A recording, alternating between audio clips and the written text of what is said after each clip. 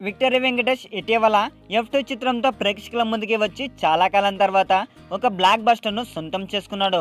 గత కొంతకాలంగా ఫ్లాప్ల పరంపరలో ఉన్న వెంకీకి F2 మంచి విజయాన్ని అందించింది. వెంకీ త్వరలో వెంకీ మామ చిత్రంలో నటించనున్నాడు. ఆ చిత్రం తర్వాత మాటల మాంత్రికుడు త్రివిక్రమ్ శ్రీనివాస్ దర్శకత్వంలో నటించనున్నట్లుగా తెలుస్తుంది. ఇక త్రివిక్రమ్ వెంకీ కాంబోల కోసం చాలా కాలంగా చర్చలు జరుగుతున్నాయి.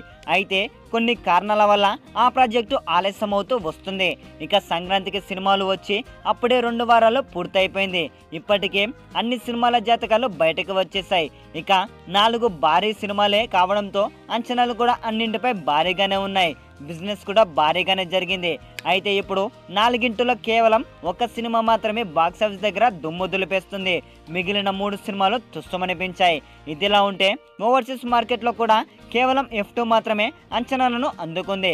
ఇప్పటికే 2 మిలియన్ క్లబ్లో చేరిపోయింది ఇక ఈ సినిమా.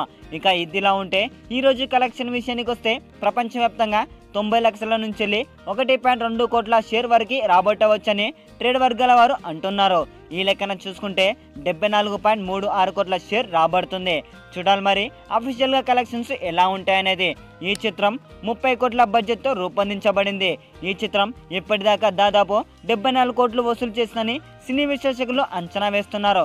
ఈ నెల 12న ప్రేక్షకుల ముందుకు వచ్చిన F2 తొలి వారంలోనే ప్రపంచవ్యాప్తంగా 61.43 కోట్లు వసూలు చేసింది.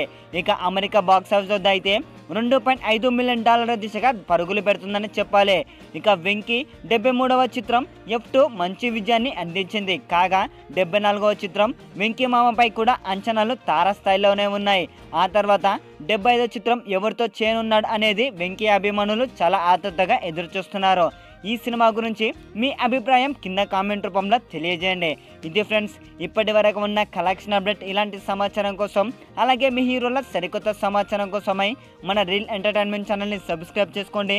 అలాగే ఈ వీడియో కనుక నచ్చినట్లయితే లైక్ చేయండి, కామెంట్ చేయండి, షేర్ చేయండి అండ్ సబ్స్క్రైబ్ చేసుకోవడం మాత్రం మర్చిపోకండి. బై బై, జై హింద్.